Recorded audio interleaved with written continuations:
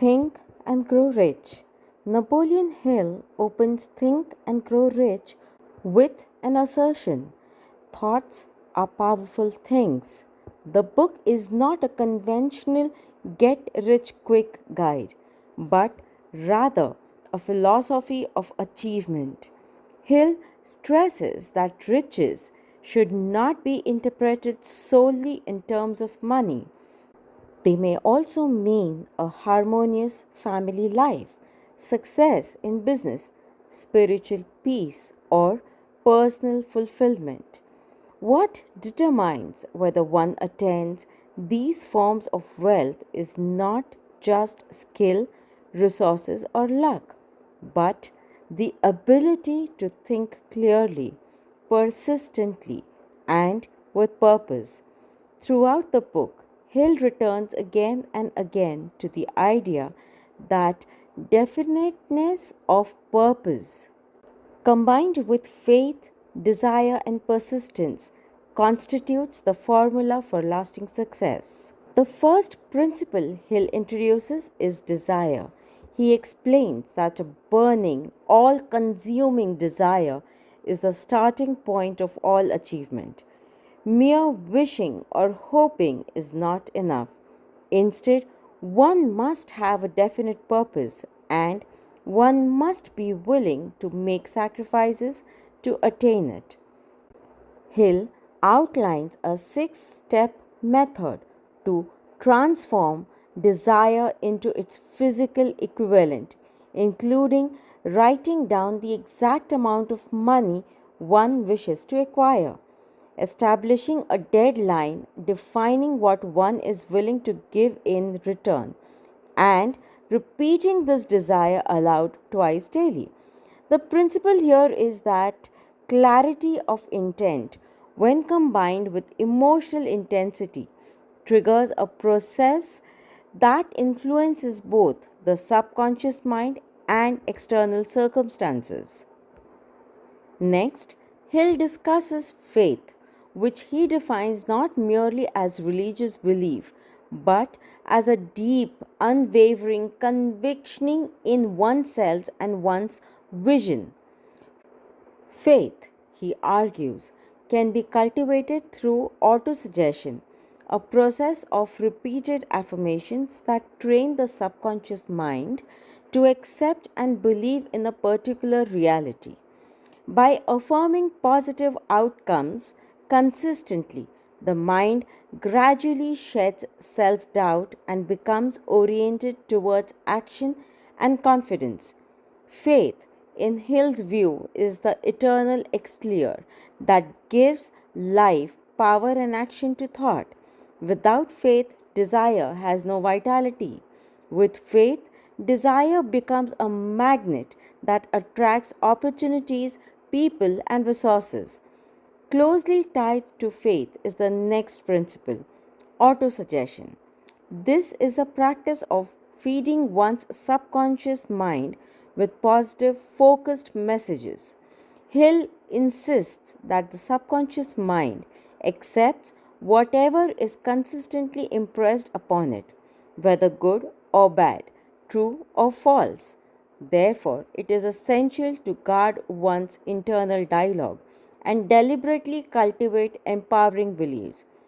Autosuggestion works best when it is emotionalized, meaning that affirmations should be charged with feelings, imagination, and visual clarity.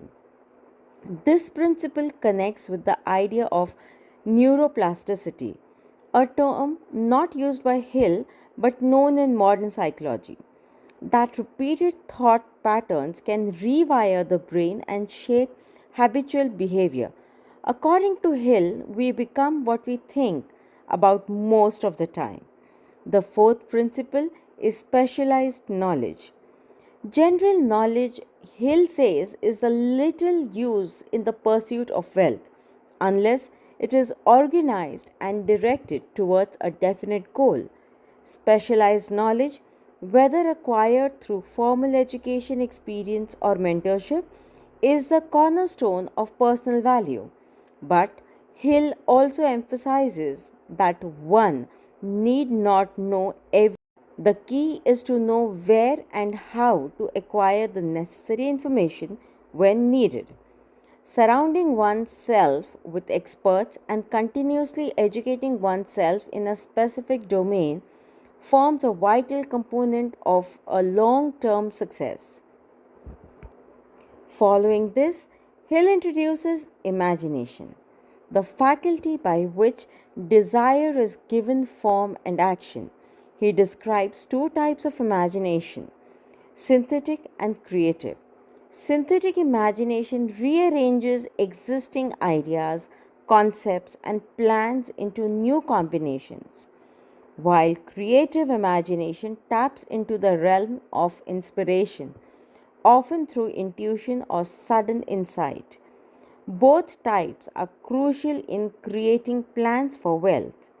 Hill suggests that ideas are the beginning points of all fortunes, and one must train the mind to become receptive to new ideas and possibilities.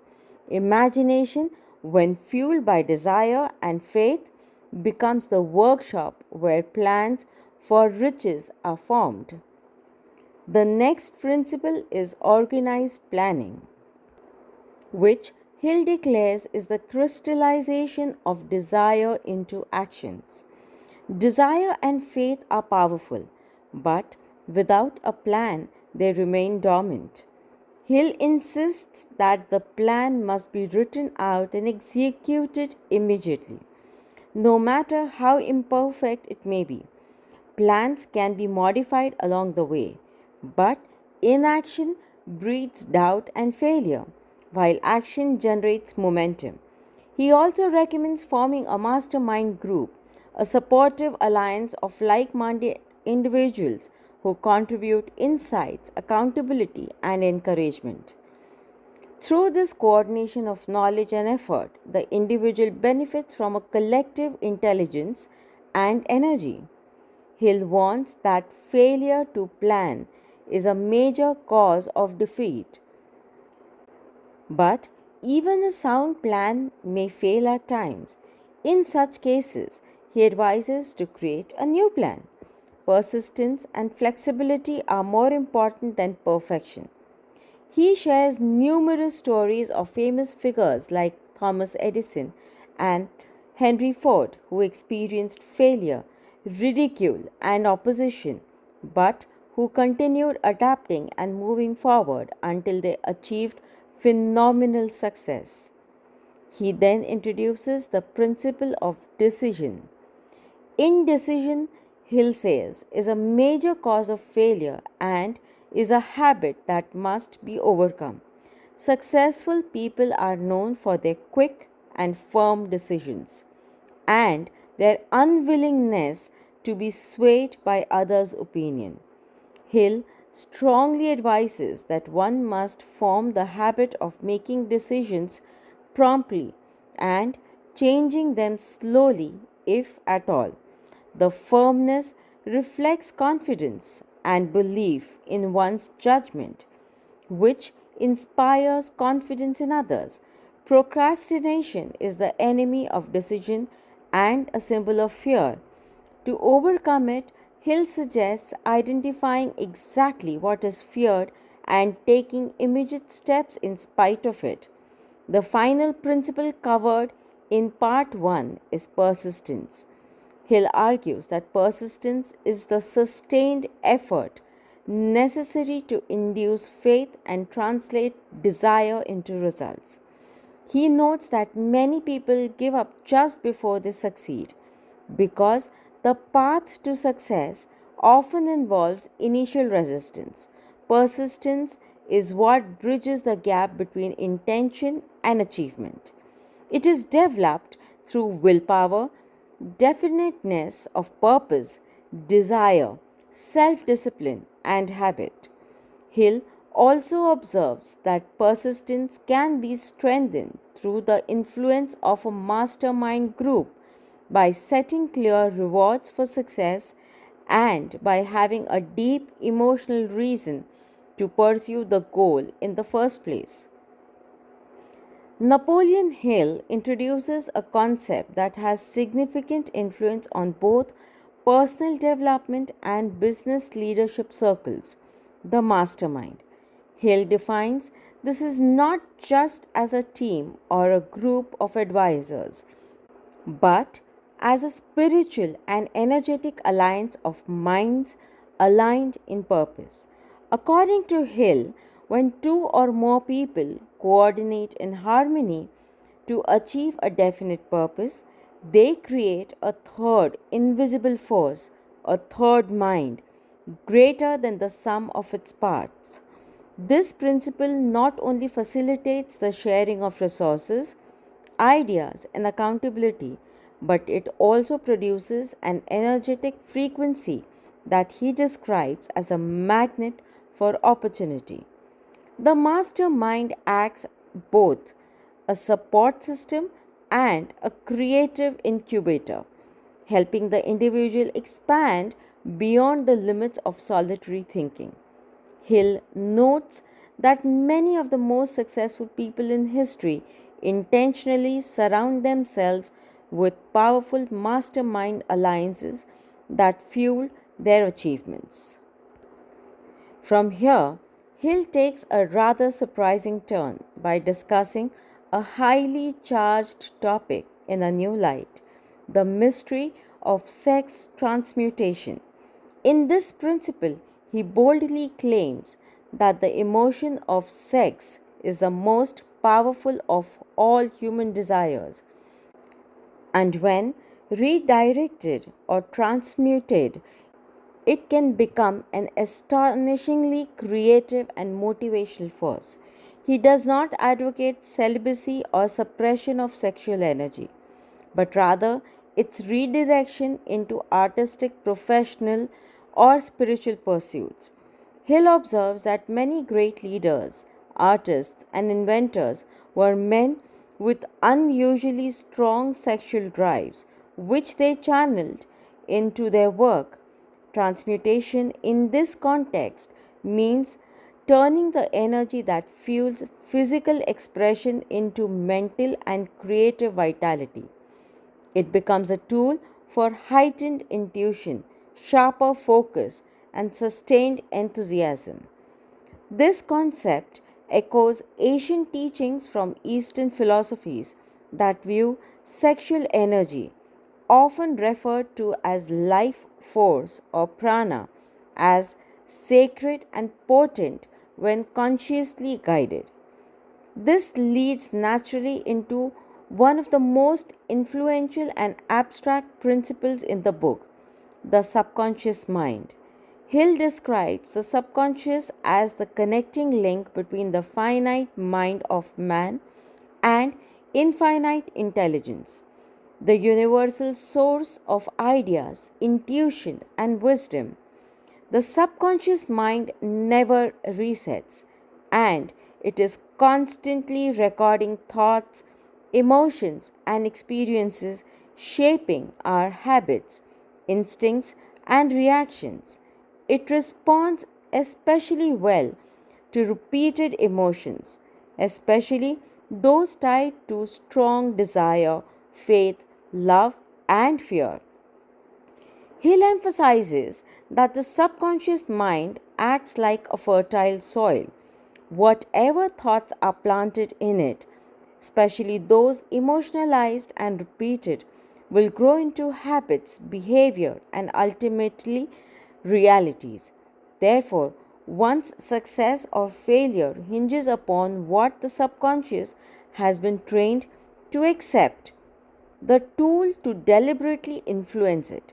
Affirmations, visualization, faith, and autosuggestion. The subconscious becomes that powerhouse that works tirelessly to bridge the gap between dreams and reality. Hill then delves into the principle of the brain, which he refers to as broadcasting and receiving station for thought. Building on early 20th century theories and the understanding of energy, Hill suggests that the brain emits vibrations through thought and those vibrations can connect with similar vibrations in the world. In this sense, the brain is not only a processing machine but also a transmitter of desires, fears, and beliefs. This concept ties into the idea of like attracts like long before the term law of attraction became popular. When you maintained focus, persistence, and emotional thoughts of wealth or success, your brain is in effect sending out a signal that attracts similar people, ideas, and opportunities into your field. Hill is careful not to frame this in purely mystical terms. He sees it as a consequence of the mind's energy influencing both your behavior and the world around you. Therefore, the more intentional and consistent your mental broadcast, the more accurate your external outcomes will be. The next principle is the sixth sense, which Hill admits is difficult to describe in material terms. He views it as a door to the temple of wisdom, a faculty that enables intuitive insights, sudden hunches, or flashes of inspiration that seem to come from nowhere. Sudden hunches or flashes of inspiration that seem to come from nowhere. This sixth sense, he says, is only available to those who have mastered the previous principles, especially desire, faith, and the subconscious mind. Once the groundwork has been laid, this sixth sense acts as a guiding force, helping you make decisions, avoiding danger, or seize opportunity at just the right moment. Hill shares the stories of inventors and entrepreneurs who report dreams, gut feelings, or visions that led them to breakthroughs. He likens it to tuning into a higher frequency, one that broadcasts from infinite intelligence, which he sees as the source of all creative ideas.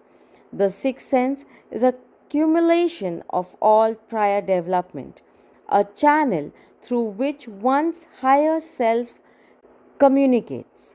To balance his discussion of inspiration and intuition, Hill then turns his attention to the six ghosts of fear, which he describes as the unseen enemies of success.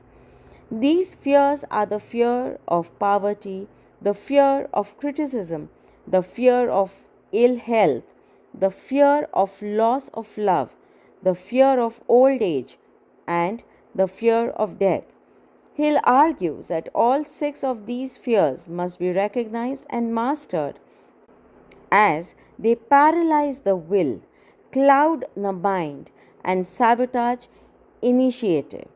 Fear, he says, is a state of mind, and since the mind can be controlled, fear can be conquered.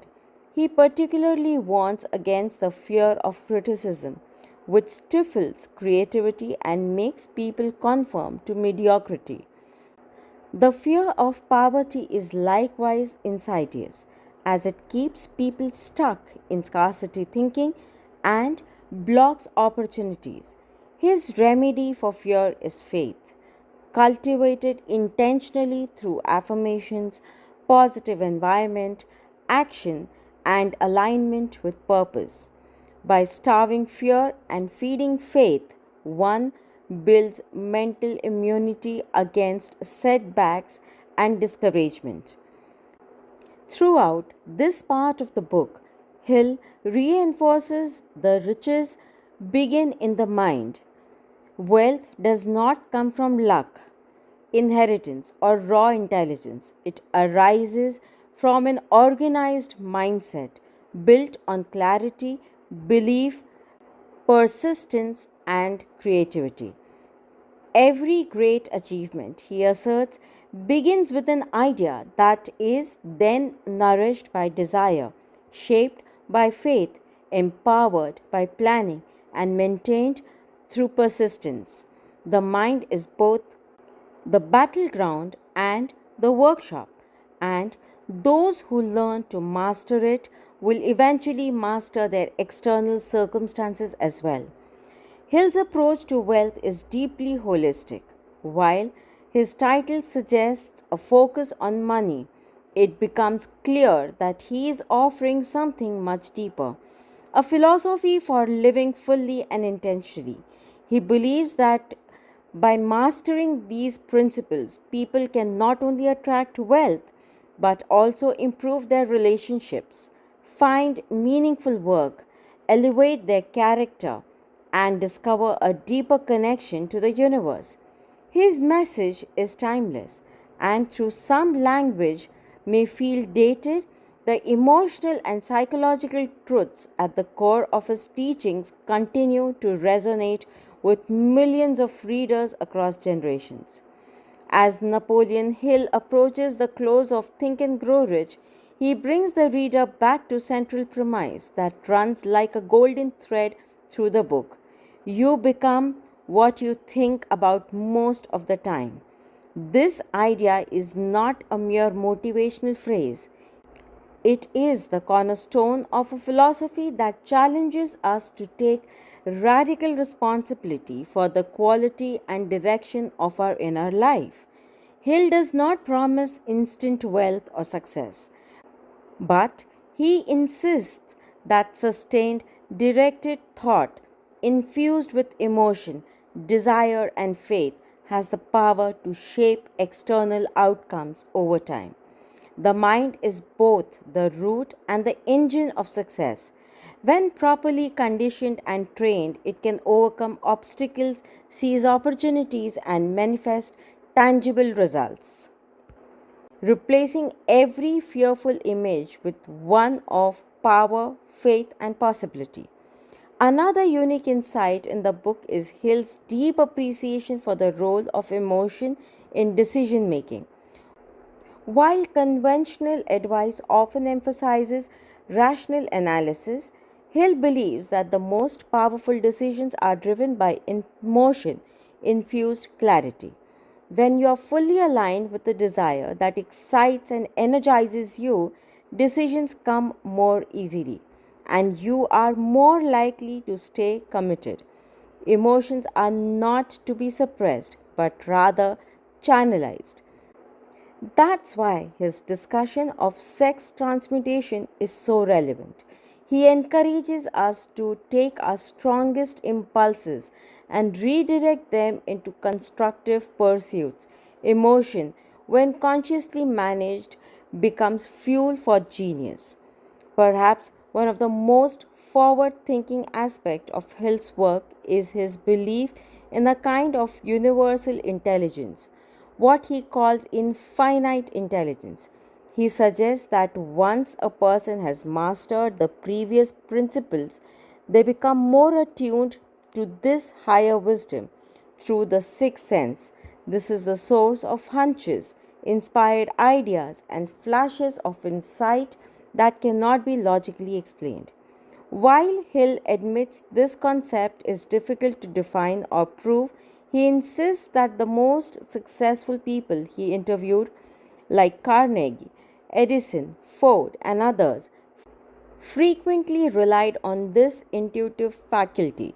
The sixth sense is the crown jewel of a developed mind, and though it cannot be commanded, it often emerges when the other faculties are finely tuned. As Hill prepares the reader to integrate these teachings, he offers a closing challenge. Will you apply what you have learned or simply admire it from a distance? He understands that many people will be inspired by the ideas but will fail to act consistently. To counter this, he recommends creating a definite plan based on the principles in the book and committing to daily discipline. This includes reading your major purpose aloud every morning and evening, using affirmations to reinforce belief, surrounding yourselves with a mastermind group, reviewing and adjusting your plans, and keeping detailed notes of progress and lessons. Success is not an accident, It is the result of structured thought, emotional alignment, strategic action, and unwavering persistence. One of the most compelling sections in the closing chapters is Hill's emphasis on character. Wealth built without integrity is unstable and unfulfilling. Hill asserts that true riches must be based on harmony with others, generosity, honesty, and service. The more you serve, the more value you create. And the more value you create, the more wealth and opportunity naturally flows back to you. This idea is reflected in modern business principles like customer centric and ethical leadership. But Hill was decades ahead of his time in framing success not as a selfish pursuit but as an expression of contribution. In his final words, Hill reaffirms the idea that success is a state of mind. If you truly believe in your vision, if you act with integrity and persistence, you are guided by faith rather than fear. And if you are willing to learn from every setback, you cannot fail. Riches are not something you chase, they are something you become magnetically aligned with. Think and Grow Rich is therefore not just a philosophy of material wealth, but a manifesto for mental mastery, emotional resilience, and spiritual evolution. Modern psychology, neuroscience, and coaching frameworks have validated much of what Hill taught intuitively. Concepts like mindset, emotional intelligence, visualization, neuroplasticity, and subconscious programming, now widely accepted, were embedded in Hill's work long before they entered the mainstream. The book endures because it addresses something timeless, the inner struggle between fear and desire, between potential and limitation, and the quest for meaning and success in a chaotic world. In the end, Think and Grow Rich challenges us to do more than accumulate money.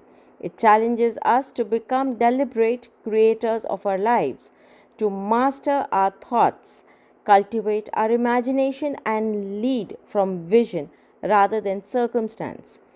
It is a call to greatness, not just in wealth, but in character. It teaches that success, in its truest sense, begins not in the hands, but in the mind.